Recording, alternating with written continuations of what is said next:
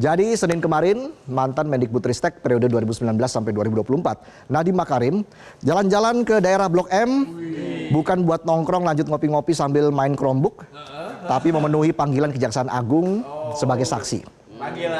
Jadi Nadiem datang pakai kemeja lengan panjang, bawa tas hitam yang kata kuasa hukumnya isinya dokumen, makanan dan obat pribadi. Mungkin sudah diprediksi pemeriksaannya bakal lama, biar nggak lapar, nggak sakit kepala. Dan ternyata benar pemeriksaan kasus dugaan korupsi pengadaan Chromebook yang mencapai 9,9 triliun itu berlangsung dari jam 9 pagi sampai jam 9 malam.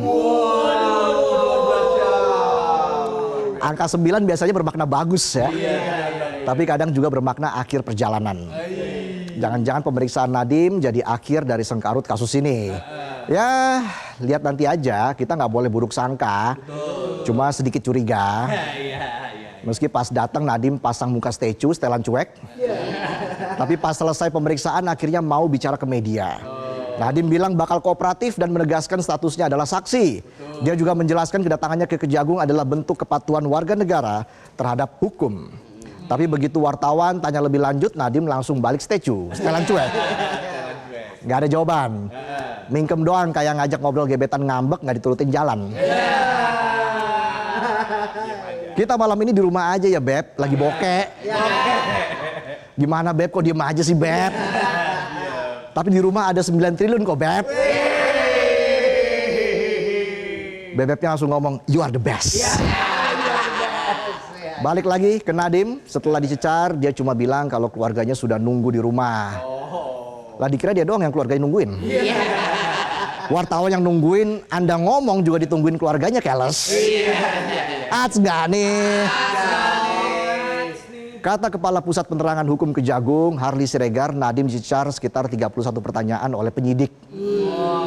Salah satu fokus utamanya adalah soal rapat tanggal 6 Mei 2020 yang secara tiba-tiba mengeluarkan keputusan ajaib untuk pengadaan Chromebook. Padahal 1 bulan sebelumnya, tepatnya bulan April 2020, kajian teknis bilang Chromebook gak efektif buat pembelajaran. Terutama di daerah yang belum terjangkau internet. Udah ada kajiannya dan dibilang gak efektif, tapi tetap dibeli. Waduh. Chromebook keren. Pembelajaran belakangan yang penting cuan. Alhasil niatnya mau digitalisasi pendidikan, aksinya jadi dugaan korupsi di kejaksaan. Yang jadi pertanyaan, siapa yang kasih perintah untuk tetap menggunakan Chromebook? Pertanyaan. Ya udah tahu saya. Kok nanya saya? Sebelumnya di konferensi pers tanggal 10 Juni di Dharma Wangsa, Nadiem ngomong panjang. Kayak bayi ketemu bubur ayam. Kaget, seneng, nggak berhenti nelen tapi belepotan.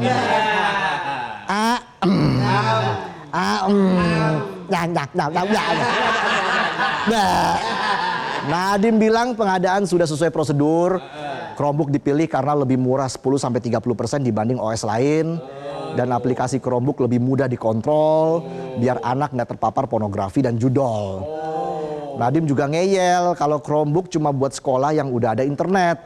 Terus yang di daerah 3T gimana tuh? Ya maaf, sinyal belum nyampe katanya.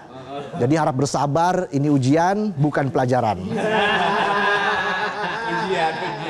Sementara itu Kejagung masih kebingungan mencari siapa yang bisikin pengadaan, siapa yang kipas-kipas sambil lihat angka triliunan. Masih misteri, masih kayak drama, banyak karakter tapi plotnya nggak jalan. Dan staf sus Nadiem, Juristan belum juga penuhi panggilan. Katanya masih di luar negeri. Mungkin lagi jalan-jalan sambil mikirin alasan atau ngabisin anggaran. Kejagung juga membuka peluang buat periksa Nadiem lagi karena masih ada informasi yang nggak klop. Ya kita pantau aja kelanjutan kasusnya gimana. Semoga episodenya nggak banyak dan endingnya nggak kocak. Ini kocak. Karena kalau pendidikan cuma jadi alibi buat bakar dana, yang perlu dirombak bukan cuma silabus dan kurikulum merdeka. Tapi niat dan moral yang harus ditatar dari dalam penjara. Biar ingat kalau tugas pejabat itu pengabdian, bukan merdeka utak-atik anggaran.